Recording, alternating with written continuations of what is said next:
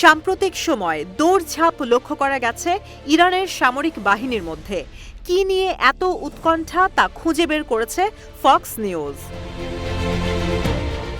মার্কিন গণমাধ্যমের প্রতিবেদন থেকে জানা গেছে, ব্যালিস্টিক মিসাইল প্রোগ্রামকে লুকানোর জন্য এই তাড়াহুড়ো।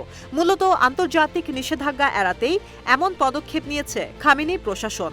বর্তমানে দেশটির কমার্শিয়াল সেক্টরের আড়ালে চালানো হচ্ছে ব্যালিস্টিক মিসাইল প্রোগ্রাম।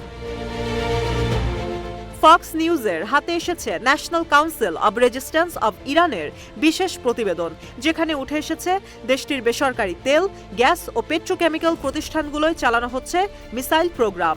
শুধু তাই নয়, ড্রোন প্রোগ্রামের কাজ চলছে একই সঙ্গে। দেশটির 3টি প্রতিষ্ঠান কাভে মেশিনারি কর্পোরেশন, গার্মা গোস্তার ইন্ডাস্ট্রিজ ও এসবিটি ইলেকট্রিককে এই গুরুদায়িত্ব দেওয়া হয়েছে। এনসিআরআই এর উপপরিচালক আলী রেজা জাফরজাদে জানান, ইরানের মিসাইল প্রোগ্রাম আইআরজিসির অ্যারোস্পেস ফোর্সের ডজন খানেক সামরিক স্থাপনার মধ্যে সীমাবদ্ধ নয়।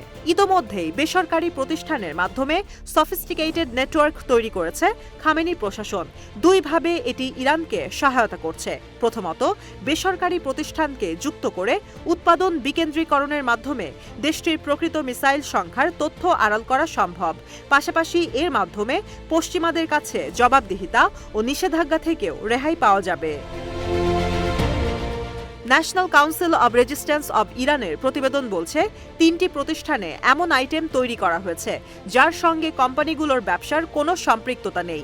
যেমন, একটি ডেইরি প্রতিষ্ঠানে উৎপাদন করা হয়েছে ডজন খানেক অ্যালুমিনিয়াম ট্যাঙ্ক, অথচ দুগ্ধজাত পণ্যের জন্য অ্যালুমিনিয়ামের ব্যবহার পুরোপুরি নিষিদ্ধ। পারদিস টেকনোলজি পার্কে রয়েছে সানা বার্গ তাভান কর্পোরেশন। প্রতিষ্ঠানটি এলিভেটেড ড্রাইভ উৎপাদন করে, অথচ এখানে তৈরি করা হচ্ছে ইলেকট্রনিক বোর্ড, যা ব্যবহার করা হতে পারে মিসাইল ও ড্রোনে। পারদিস টেকনোলজি পার্কটি নিয়ন্ত্রণ করে ইসলামিক রেভলিউশনারি গার্ড কর্পস।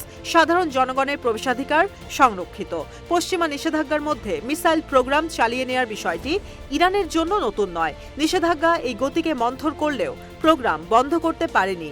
মূলত 2টি কারণে মিসাইল প্রোগ্রাম চালিয়ে যাচ্ছে ইরান। প্রথমত, বিমান বাহিনী ও আকাশ প্রতিরক্ষা ব্যবস্থার দুর্বলতাকে মিসাইলের মাধ্যমে প্রতিস্থাপন করা।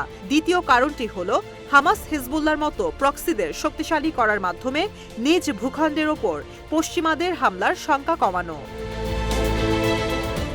13 মাস ধরে চলা হামাস ইসরায়েল যুদ্ধে যুক্ত হয়েছে তৃতীয় কারণ, কৌশলগত গুরুত্বপূর্ণ নিউক্লিয়ার ওয়ারহেড বহনকারী মিসাইল তৈরি। কয়েক দশক ধরে নিষেধাজ্ঞায় জর্জরিত তেহরানের নিউক্লিয়ার প্রোগ্রাম সফলতা ছোঁবার দ্বারপ্রান্তে।